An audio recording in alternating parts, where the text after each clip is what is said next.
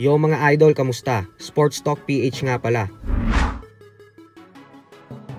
Ang pahayag ni Arisa, pag-usapan natin yan mga idol.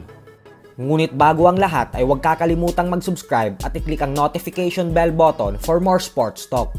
So para nga po sa mga hindi nakakaalam ay sa Pilipinas na ngayon naninirahan ang dating conditioning coach ng ating pambansang kamao Manny Pacquiao na si Alex Arisa, kung saan siya din ngayon ang naninilbihang conditioning trainer ng undefeated top prospect na si Kenneth Glover. Naging matunog ang pangalan ni Arisa sa mga Pinoy boxing fans dahil ito ang conditioning coach ni Pacquiao noong mga panahon na nasa kasagsagan ng kalakasan ng ating pambansang kamao. Dahil isa si Arisa sa may mga pinakamalalaking naitulong kay Pacquiao upang maging matagumpay ito sa sunod-sunod na pag-akyat ng dibisyon nang hindi nawawala ang bilis at lakas nito. Sa madaling salita ay napakalaki ng naging papel ni Arisa sa pagiging isang ganap na 8th Division champion ni Pacquiao.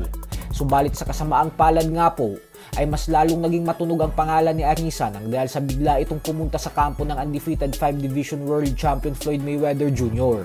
para manilbihang conditioning coach ni Mayweather sa laban nito kontra kay Pacquiao 10 taon na ang nakakalipas. Ang ginawang ito ni Arisa ay nakita ng mga Pinoy fight fans bilang isang pagtataksil at pagtatraidor. Pero para kay Arisa ay trabaho lang ang lahat at walang personalan. Hanggang ngayon po ay hindi pa nagkakausap si Pacquiao at Arisa. Subalit ayon kay Arisa ay wala naman daw siyang sama ng loob o galit sa ating pambansang kamao. Pero sinabi po nito na kung sakali umanong magtuos ulit sa isang rematch si Pacquiao at Mayweather, ay mananatili pa din umano siya sa corner ni Mayweather. Sa kabilang banda naman mga idol ay tila ibinida naman nga po ng current undisputed super middleweight champion Terence Crawford ang kanyang mga naabot na tagumpay sa sports ng boxing, kung saan sinabi nito na pag lumipas umano ang mahigit 100 taon ay pag-uusapan pa din ng mga tao ang ginawa niyang pag-akyat ng halos 3 dibisyon para labanan at talunin ang Mexican superstar Canelo Alvarez. Ang pangalan niya umano ay magiging matunog pa din sa mga tao kahit dumating ang panahon na wala na siya sa mundong ito. Yan daw ang tunay na ibig sabihin ng legasiya. Madaming tao umano ang hindi nakakaintindi ng mga ganitong klaseng bagay kasi natatakot ang mga ito na sumugal.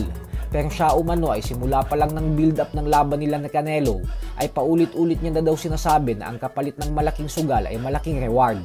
At yun daw ang dahilan ng tinatamasa niya ngayon sa pamamagitan ng pagtalo kay Canelo. Giit pa ni Crawford na sa katunayan umano ay hindi naman daw siya nagulat na natalo niya si Canelo kasi malaki daw talaga ang tiwala niya sa kanyang sarili. At sa simula pa lang umano ay paulit-ulit niya nang sinasabi na tatalunin niya si Canelo.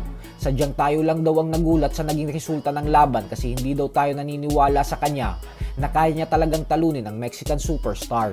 So hanggang dito na lang po muna tayo mga idol. Sports Talk PH, kakaiba ang laban ng mga Pinoy. Lakas at dedikasyon ng aros na tinuon. Kamaong nagbabaga, ang sayo ay babaon.